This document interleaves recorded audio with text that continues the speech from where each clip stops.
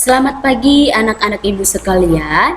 Kita berjumpa lagi pada pertemuan hari ini, yaitu pertemuan 3. Tentunya masih dengan ibu, yaitu Ibu Raya Nenggolan, Sarjana Pendidikan, mengampu mata pelajaran PKN untuk kelas 11. Pada pagi hari ini kita akan membahas materi kita, yaitu tentang kasus pelanggaran hak asasi manusia.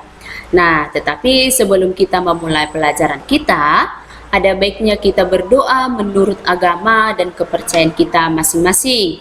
Doa dimulai. Doa selesai. Nah, pada pagi hari ini kita akan melanjutkan materi kita dari yang kemarin, yaitu materi kasus pelanggaran hak asasi manusia. Tetapi sebelum kita membahas materi kita, terlebih dahulu kita harus mengetahui apa kompetensi dasar dan tujuan pembelajaran kita pada pagi hari ini.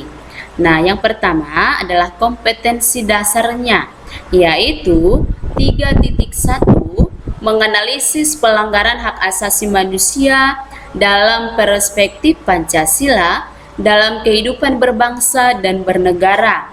Yang kedua, 4.1 menyaji hasil analisis pelanggaran hak asasi manusia dalam perspektif Pancasila dalam kehidupan berbangsa dan bernegara. Nah, tujuan pembelajarannya yaitu mengkaji kasus pelanggaran hak asasi manusia untuk menumbuhkan sikap bertanggung jawab. Nah, anak-anak ibu di sini harus bisa mengkaji kasus pelanggaran hak asasi manusia. Itulah tujuan pembelajarannya. Nah, marilah kita masuk ke dalam materi kita pada pagi hari ini, yaitu materi bagian C, kasus pelanggaran hak asasi manusia. Yang pertama adalah yang perlu kita bahas, penyebab pelanggaran hak asasi manusia. Apa-apa saja penyebab pelanggaran hak asasi manusia itu? Nah, yang kedua yaitu kasus pelanggaran hak asasi manusia di Indonesia. Kasus apa yang pernah terjadi di Indonesia? Nah, mari kita perhatikan satu persatu. Yang pertama yaitu penyebab pelanggaran hak asasi manusia, di mana penyebab pelanggaran hak asasi manusia ini adalah ada dua. Yang pertama faktor internal dan yang kedua nanti adalah faktor eksternal. Nah, yang pertama yang kita bahas yaitu faktor internal. Apa sih yang dimaksud dengan faktor internal? Faktor internal ini merupakan faktor yang berasal dari dalam diri manusia. Apa-apa sajakah itu? Yang pertama adalah sikap egois atau mementingkan diri sendiri, tidak peduli dengan kepentingan orang lain, hanya memikirkan kepentingannya sendiri. Nah, yang kedua, rendahnya kesadaran hak asasi manusia. Yang ketiga, sikap tidak toleran atau tidak mempunyai rasa toleransi terhadap hak asasi manusia yang satu dengan yang lain. Inilah yang dimaksud dengan faktor internal. Yang kedua adalah faktor eksternal atau faktor yang berasal dari luar diri manusia. Apa-apa sajakah itu?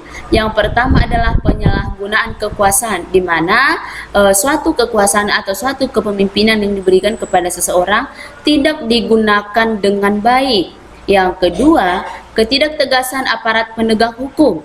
Yang ketiga, penyalahgunaan teknologi, di mana penggunaan teknologi sekarang ada dampak negatifnya dan ada dampak positifnya.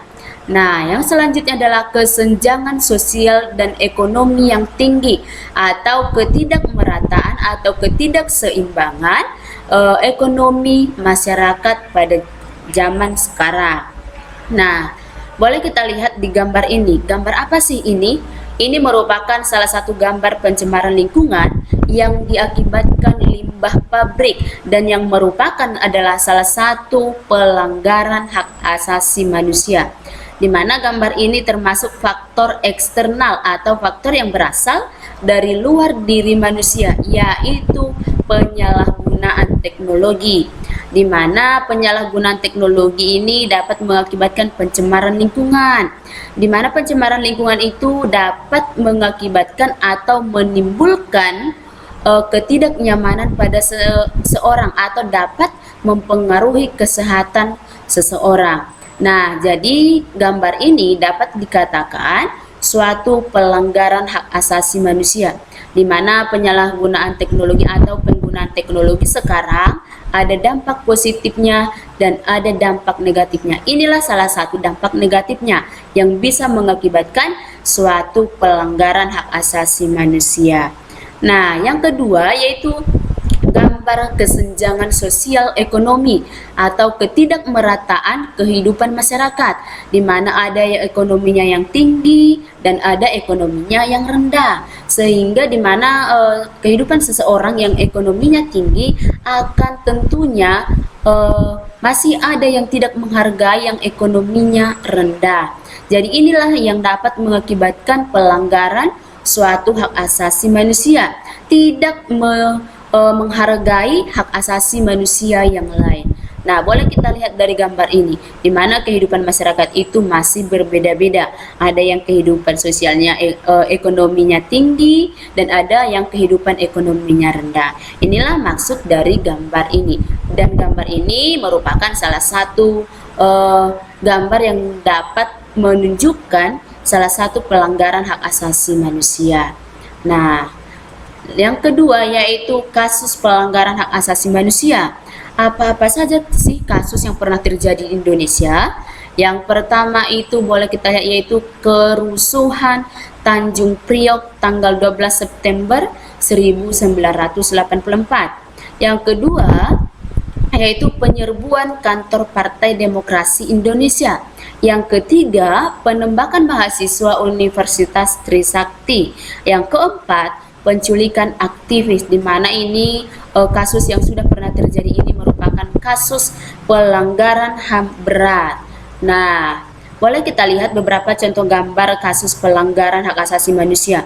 Gambar yang pertama adalah gambar pembunuhan, di mana suatu pembunuhan itu merupakan kasus pelanggaran hak asasi manusia yang berat, di mana jika tidak ditangani secara cepat atau tidak diberikan tindakan, maka akan dapat menghilangkan nyawa seseorang. Dan inilah merupakan contoh kasus pelanggaran HAM berat. Yang kedua adalah ini merupakan contoh kasus pelanggaran HAM ringan, di mana ini adalah salah satu contoh perampokan, di mana kalau perampokan ini masih bisa dikasih atau diberikan tindak pidana yang ringan, atau misalnya hukuman berapa tahun, 1 tahun 2 tahun itu. Jadi inilah beberapa contoh gambar kasus pelanggaran hak asasi manusia. Ada pelanggaran hak asasi manusia berat dan kasus pelanggaran hak asasi manusia ringan. Nah, jadi boleh kita simpulkan pelajaran kita pada pagi hari ini yaitu di mana kasus pelanggaran hak asasi manusia itu diakibatkan dua faktor. Yang pertama faktor internal dan yang kedua faktor eksternal. Faktor internal tadi adalah faktor yang berasal dari dalam diri manusia. Sedangkan faktor eksternal yaitu faktor yang berasal dari luar diri manusia. Nah, inilah materi kita pada pagi hari ini. Semoga bermanfaat bagi anak-anak ibu sekalian supaya bisa mengerjakan tugasnya di rumah. Nah, sebelum kita menutup pelajaran kita pada pagi hari ini, terlebih dahulu kita berdoa menurut agama dan kepercayaan kita masing-masing. Doa dimulai. Doa selesai. Sekianlah pembelajaran kita pada pagi hari ini. Jika masih ada yang kurang dipahami, boleh ditanyakan kembali kepada Ibu. Sekian dan terima kasih.